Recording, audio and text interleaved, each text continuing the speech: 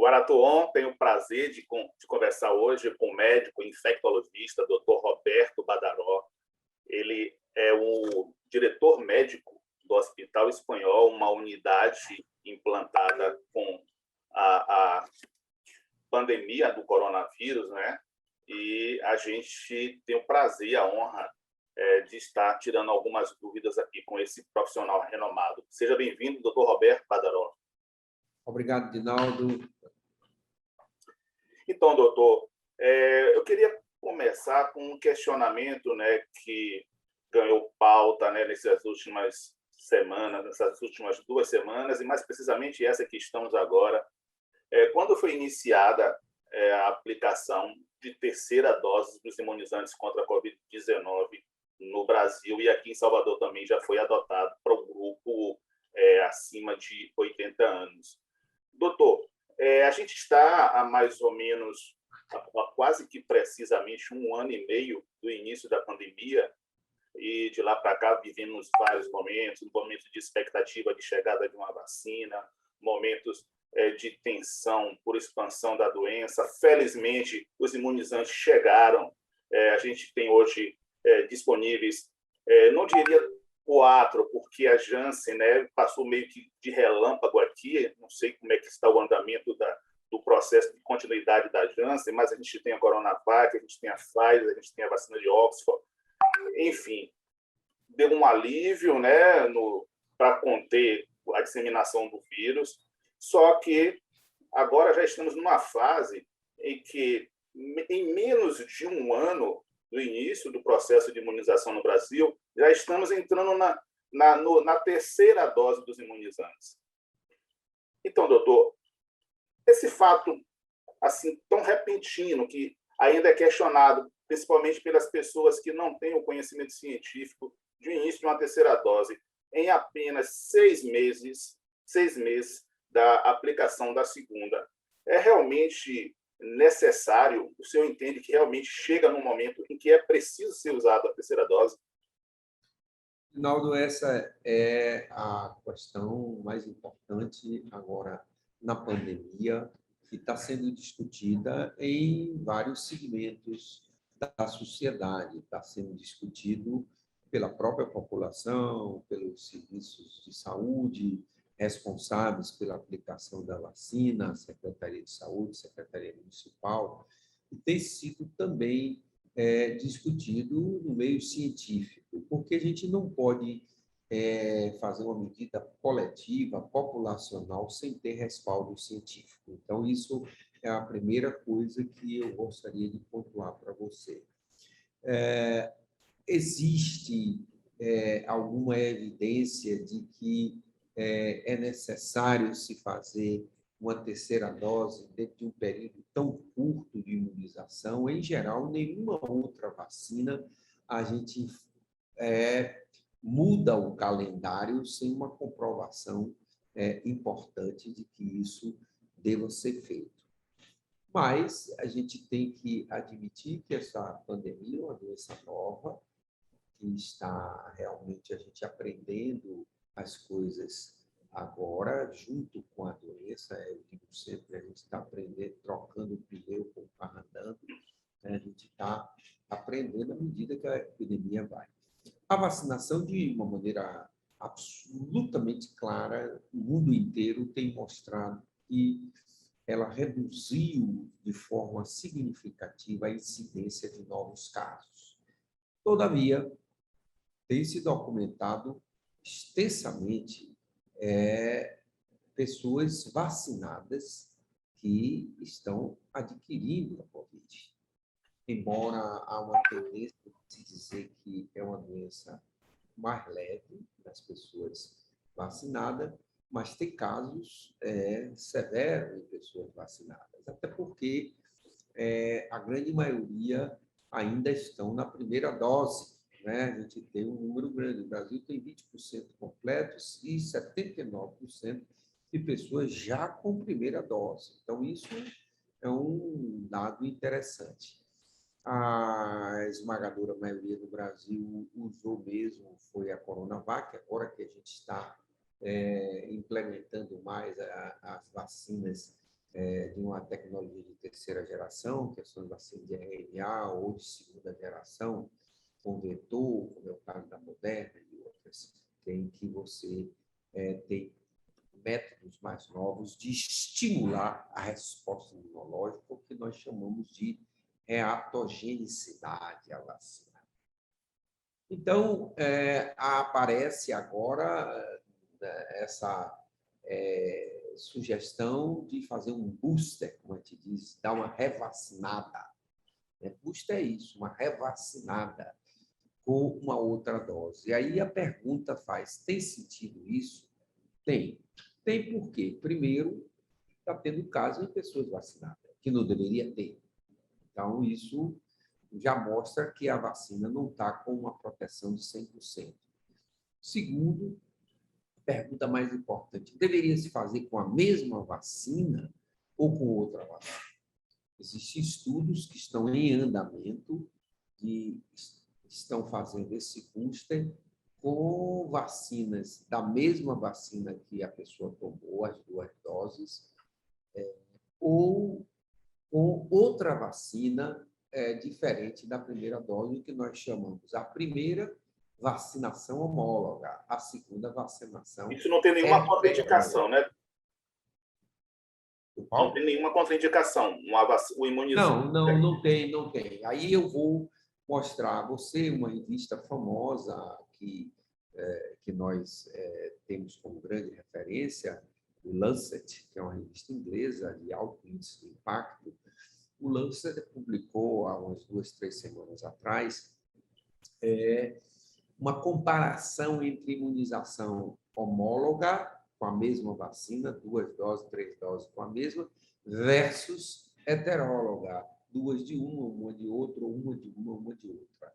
E eles mostraram, surpreendentemente, que é seguro e que a vacinação heteróloga produz uma reatogenicidade muito melhor do que a vacina homóloga. Então, só por esse dado, essa evidência, a terceira dose é algo que realmente vai trazer benefício, porque aqueles que não fizeram a imunização adequada, com o booster, vai ter aí essa oportunidade.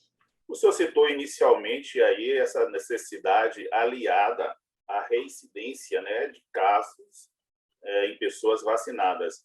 Eu queria saber se, além disso, a terceira dose ela também é um reforço ao enfrentamento das variantes que estão chegando. Essa é uma boa pergunta, Rinaldo. A gente não sabe isso ainda, até porque a gente não tem um dado muito eficiente sobre imunidade cruzada, significa. Porque a vacina, eu utilizo uma cepa, uma variante. Por exemplo, a maioria das vacinas é feita com a cepa selvagem, a P1. Então, agora é que se discute, será necessário fazer uma vacina contra a variante inglesa, né?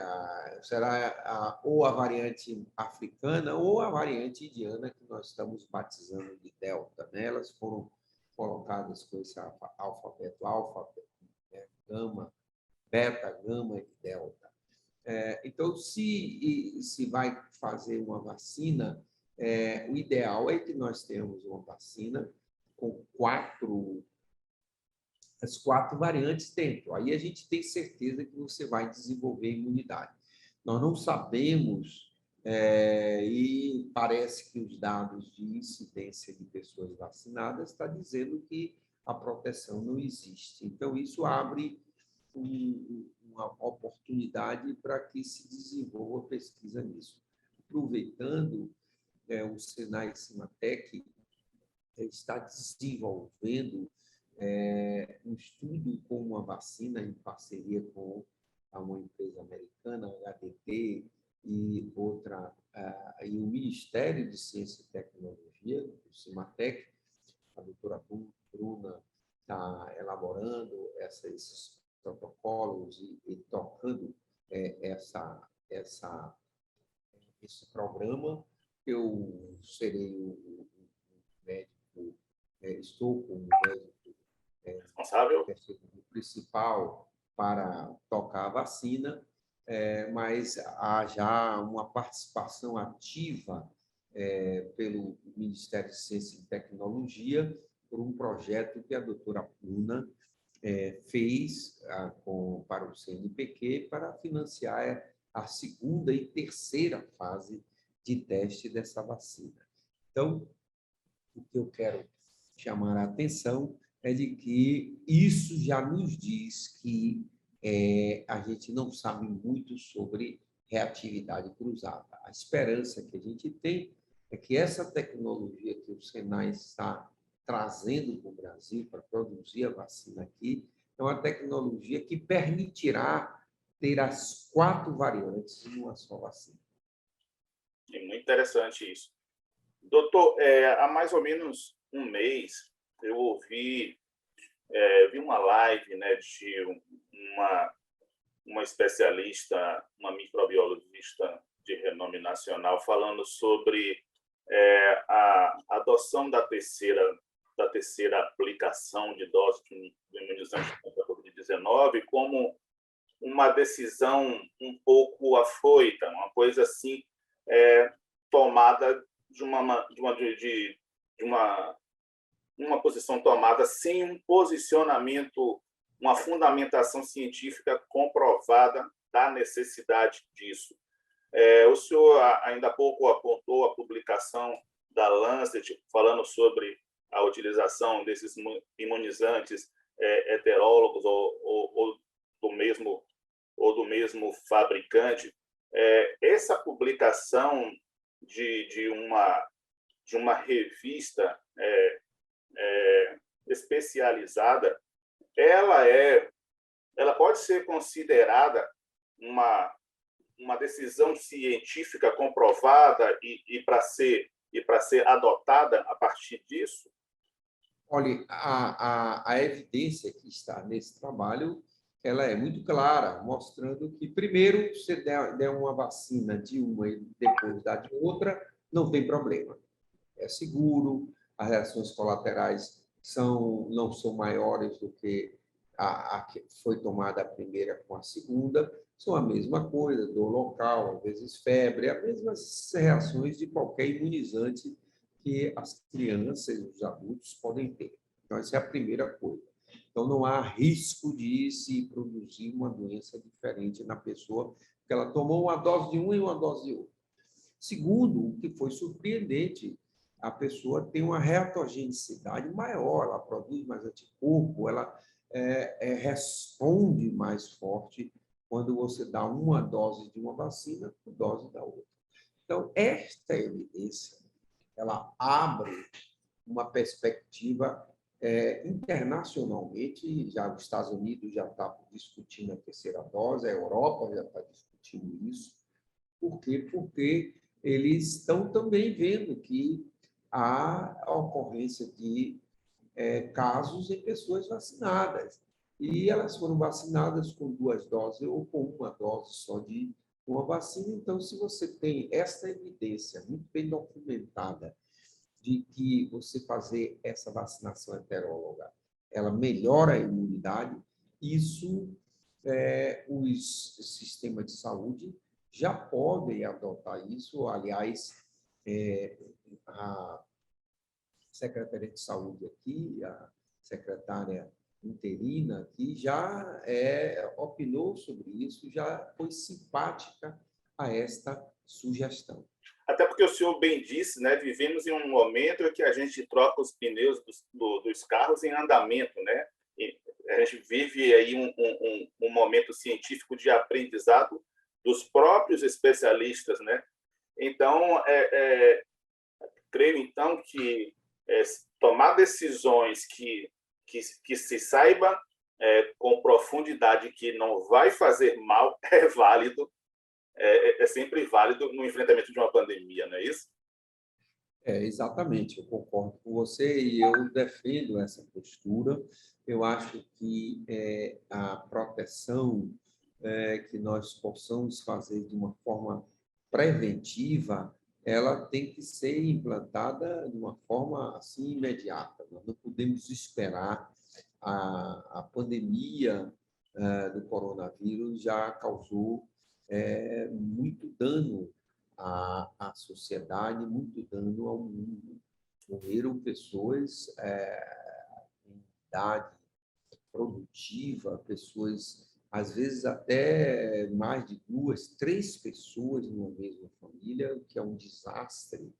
Então, o que nós possamos fazer para conter essa doença, e nada melhor do que você usar uma vacina que, não tenho dúvida, ela teve um impacto significativo na redução do número de casos. Aqui, por exemplo, no Hospital Espanhol, aqui nós temos 220 leitos e, atualmente, a gente tinha 180, 170, 190, chegamos a ter 95% de ocupação.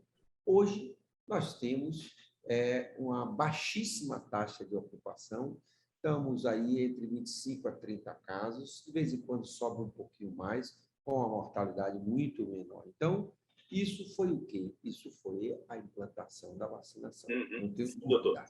eu queria aproveitar esse gancho aí, o senhor diretor médico do Hospital Espanhol, uma unidade que tem excelência nessa batalha contra o Covid-19. O senhor consegue fazer um balanço para mim, assim, com relação ao início da implantação da unidade até hoje, como o senhor vê o perfil dos seus pacientes hoje, comparado ao do início dos trabalhos lá no Hospital Espanhol, e também fazer um paralelo do número de óbitos, né, de ocorrências de óbito no início, como está essa situação hoje, como é a recuperação de antes e agora, alguns meses após o início do plano de imunização.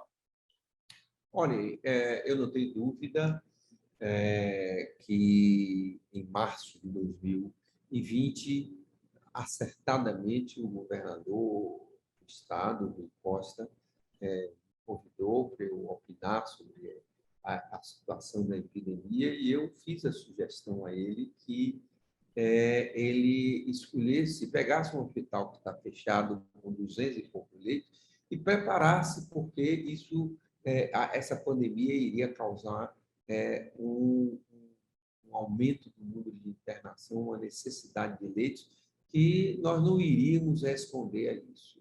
Ele prontamente, diga-se de passagem, um homem de prisão, verificou a possibilidade legal de utilizar o Hospital Espanhol, que estava fechado, para fazer isso, torná-lo um hospital específico para cuidar de pacientes com Covid. Então, isso, a primeira coisa que a gente deve pontuar é isso.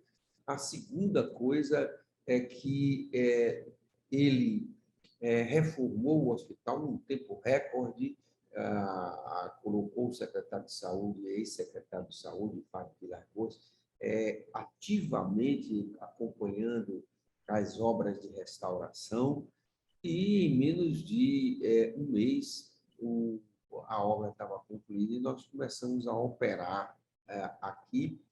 Houve um suplemento de respiradores, que foi uma crise, os respiradores foram todos instalados e começamos a operar junto com a expansão disso com os hospitais de campanha. Os hospitais de campanha na Fonte Nova, os hospitais de campanha em outras áreas da cidade, e a própria adequação do Hospital Porto Maio, o antigo Porto Maio, o ICOM, como também centro importante para atender esses doentes. Nós, em nenhum momento, durante esses ano e meio de epidemia, tivemos falta de leito. Isso, o Estado está de parabéns. E aqui no Hospital Espanhol, nós já internamos mais de 6.000 doentes, nesses 2 períodos. Mortalidade, a um determinado momento, foi um pouco elevada, era uma mortalidade realmente numa taxa entre 30% a 40%, e hoje a gente vem diminuindo progressivamente, com a utilização até de medicações especiais que bloqueiam o processo inflamatório no pulmão dos pacientes, não é? Que a gente chama aquela tempestade de citocinas, quer dizer, o organismo começa a se autoagredir, onde nós temos medicações específicas que podem conter isso, o Estado disponibilizou, e aqui nós reduzimos dramaticamente a mortalidade. Então, nós saímos de uma média mensal de 180, 190 doentes, agora para menos de 100 doentes, decididamente. Então, isso mostra que o hospital espanhol ele cumpriu o seu objetivo. Nós não tínhamos um dia no ano de 2020 que não tivesse pelo menos 10, 15, 20 mortes. Hoje nós estamos já com vários dias, às vezes, que não tem nenhuma morte, né? Ainda, infelizmente, alguns doentes chegam aqui grave, alguns pacientes chegam já com uma epidemia avançada e a gente não consegue recuperá-los. Ainda está existindo isso, mas é muito raro. Nós levamos, às vezes, aqui 3, 4, 5, 6 dias sem ter um óbito, às vezes mais. Então, há uma indicação clara de que a resposta governamental foi eficiente na contenção da epidemia. A prefeitura também, um esforço muito grande, intensificou a vacinação junto com o Estado, ofereceu leitos também. Então, houve um esforço, viu, governamental para conter isso e evitar realmente mais mortes. O perfil no ano passado era mais de indivíduos acima de 50 anos, 60 anos, pela vulnerabilidade, doenças associadas, comorbidades, que, de certo modo, levava a pessoa a ter um risco maior de insucesso no tratamento da pandemia.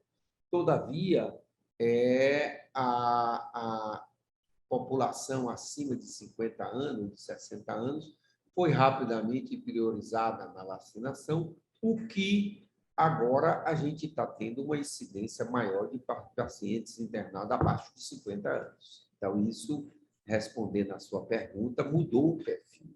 Nós temos poucas pessoas acima de 60 anos. Ainda tem muita gente acima de 60 anos que não se vacinou, não foi vacinar, não foi para lá, não procurou, e que estão em risco. E, eventualmente, a gente tem um ou outro caso de pessoas acima de 60 anos. Então, e a evolução? A nossa experiência é uma experiência bem-sucedida no enfrentamento da pandemia. A evolução para óbito hoje, doutor, o senhor associa, então, essas ocorrências mais às comorbidades associadas comorbidade, procurar um serviço de saúde muito atrasado, ele espera, às vezes, ficar com dispneia, com distúrbio respiratório para ir, ele não vai logo procurar o serviço de saúde para ter uma orientação terapêutica e de repouso e de reposição de energia, para que ele enfrente o ciclo das 3 semanas da doença. Então, isso é uma coisa que nós devemos incentivar. Então, nós estamos vendo isso ainda, mas seguramente num processo decressivo indiscutível. Doutor, para a gente finalizar, pela sua experiência, e espero que o senhor me responda com algumas palavras de alento e de esperança, né? Quando é que o senhor espera que o Hospital Espanhol deixe de funcionar com esse propósito? Olha, nós temos discutido isso. Toda vez que você instala um hospital específico de combate a uma epidemia, eu tenho experiência disso na África, eu visitei muitas epidemias de ebola e outras na África, e se instalavam hospitais de campanha. Por exemplo, a China construiu quase mais de 3, 4 dezenas de hospitais. Eles ainda permanecem com alguns hospitais que nós chamamos sentinelas. Eu acho que a endemicidade, essa é uma palavra que nós usamos, que é quando a doença sai da fase de epidemia, mas fica endêmica, ou seja, tendo um caso aqui, outro ali. Então, justifica-se que unidades especializadas elas permaneçam pelo menos o período de 6 a 8 meses em sentinela. Quando você tem uma redução significativa, a maioria das investigações mostra o que a gente chama ciclo sazonal, quer dizer, eu teria que deixar o inverno, o verão, o outono e a primavera para eu verificar se tem alguma influência das estações sazonal. Então, quando eu cumprir esse ciclo e não houver mais necessidade de ampliação de leitos além dos hospitais de doença infecciosa, quando eu ver que a doença está somente endêmica, com pouquíssimos casos, é o momento de você desativar o hospital. Então, na minha visão, eu acho que eu esperaria cumprir as 4 estações pós essa queda para desativar o hospital. Essa é a minha visão. Calculei um ano aqui, doutor. Hein? Calculei um ano aqui, diante da sua Isso. É exposição exatamente aí, isso. um ano. Mas a gente já experimentou agora, estamos finalizando o inverno, então estamos experimentando a estação mais crítica. Né? Depois vem a primavera agora, então, depois vem o verão, aí eu acho que não chega a ser tanto um ano. Né? Só que o problema do verão não é nem a época do ponto de vista sazonal, o problema é a euforia do povo no verão. Esse é um outro assunto complexo, né, de se discutir, que é como será esta pandemia, como se comportará a pandemia no carnaval, nas festas de fim do ano. Essa é uma questão que só ela dá para fazer um programa. Mas eu queria só colocar para vocês que essa decisão é uma decisão sazonal. Não sei como será decidido pela Secretaria de Saúde, mas é uma decisão sazonal.